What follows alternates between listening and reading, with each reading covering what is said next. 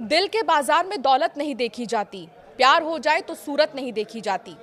सोनम मिल चुकी है। सोनम रघुवंशी जो लंबे समय से लापता चल रही थी, आखिरकार सोनम मिल चुकी है। गाजीपुर में सोनम मौजूद है। कई सारी बातें सामने आ रही हैं सोनम के मिलने के बाद।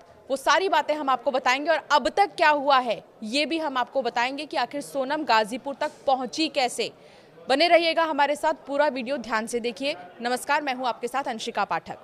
इंदौर से नया कपल जो गया था हनीमून मनाने के लिए, पहले वो गुवाहाटी जाते हैं, गुवाहाटी के बाद वो शिलोंग जाते हैं, लेकिन अचानक से वो लापता हो जाते हैं। कोई फ़ोन नहीं लग रहा, कुछ संपर्क नहीं हो पा रहा दोनों से। बहुत सारी बातें सामने आ रही थी, परिवार वाले परेशान हो रहे थे।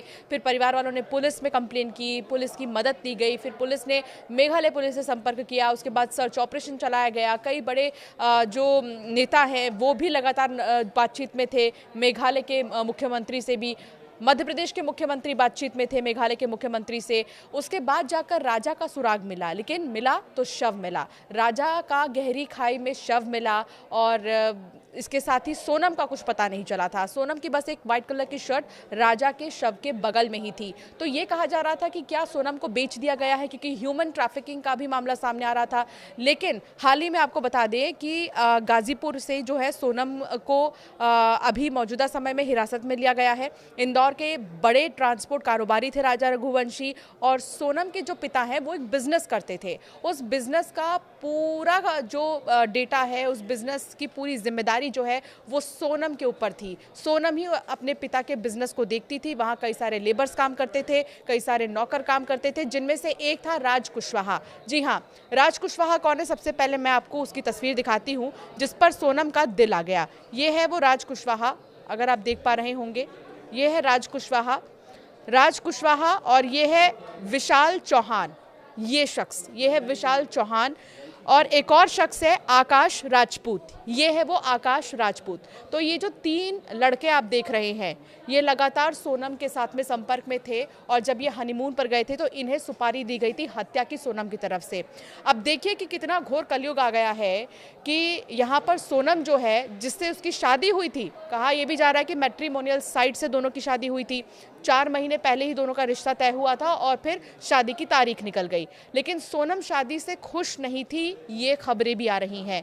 लगातार ये कहा जा रहा है कि सोनम शादी से मना कर रही थी, बावजूद इसके उसकी शादी करा दी गई। शादी करने के बाद जब दोनों हनीमून पर जा रहे थे तो सोनम ने ही 9 लाख रुपए बैंक से निकाले थे। इसके अलावा सोनम ने ही कहा था राजा रघुवंशी को कि वो गहने पहन कर चले। अब पूरे मामले को थोड़ा ध्यान से अगर आप समझेंगे तो आपको समझ में आएगा कि कैसे सोनम जो है वो किसी भी तरह चाहती थी कि राजा रघुवंशी को वो अपने रास्ते से हटा दे, क्योंकि उसके और राज के बीच में राजा रघुवंशी आ रहे थे।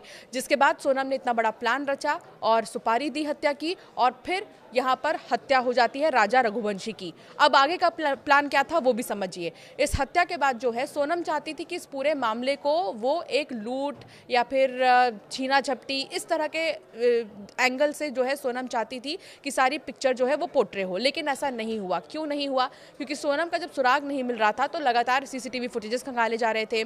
हर जगह पर पुलिस जो है बातचीत भी कर रही थी, सर्च अभियान चलाया जा रहा था। जिसके बाद देखा गया सीसीटीवी फुटेज में कि सोनम और राजा जो चल रहे हैं स्कूटी से निकलने के लिए, जब वो जा रहे होते हैं, होटल से बाहर निकलते हैं, तो 3 लोग वहां पर नकाब पहने मौजूद रहते हैं। 3 में से 1 नकाब पहना मौजूद रहता है शख्स, और बाकी 2 ऐसे ही रहते हैं।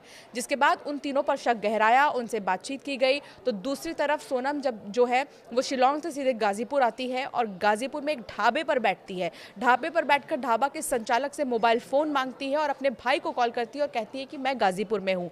डरी सहमी रोते हुए, ढाबा संचालक का ये कहना है कि सोनम बहुत डरी हुई थी, और फ़ोन पर जब वो बात कर रही थी अपने भाई गोविंद से तो वो बता रही थी कि वो गाजीपुर में है, और बहुत ज़्यादा वो जो है घबराई हुई सी नज़र आ रही थी। हालांकि गोविंद ने जैसे ही उसको पता चला कि सोनम जो है वो गाजीपुर में है, उसने फ़ौरन वहाँ पर पुलिस को बोला। फिर पुलिस ने सोनम को अभी हिरासत में लिया है, जिससे पूछताछ जारी है।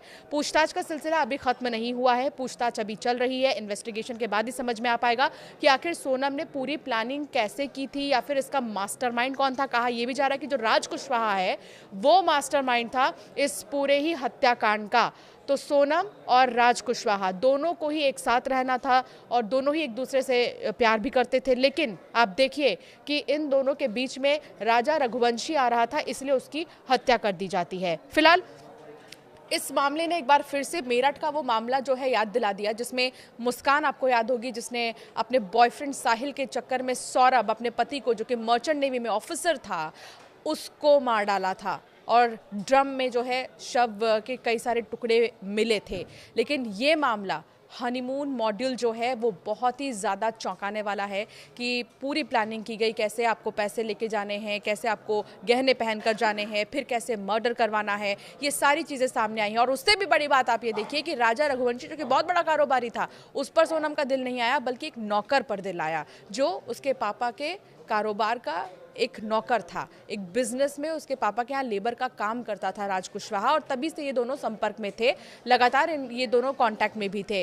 फिलहाल लगातार अपडेट्स आ रहे हैं, पुलिस इन्वेस्टिगेशन कर रही है। इस पूरे मामले की जांच शिलोंग पुलिस की तरफ से भी की जाएगी। अभी हाल ही में मेघालय के जो डेप्यूटी सीएम हैं, उन्होंने भी प्रेस कॉन्फ्रेंस की और उन्होंने बताया कि हम ये चाहते हैं कि जस्टिस हो, और जस्टिस के को ही ध्यान में रखते हुए जो आगे की कार्रवाई है वो की जाएगी। तो दूसरी तरफ इंदौर के जो एडीसीपी हैं, उन्होंने भी बताया कि अभी इन्वेस्टिगेशन जारी है, अभी पूछताछ होगी, मोबाइल फ़ोन से जो डिटेल्स है वो निकाले जाएंगे, फिर ये पता चलेगा कि आखिर ये प्लानिंग कब की गई थी और कब इसे अंजाम दिया गया था। लगातार आप तक अपडेट हम पहुंचाते रहेंगे। इसी तरह आपका क्या मानना है इस हत्याकांड पर, हमें ज़रूर कमेंट कर बताएं।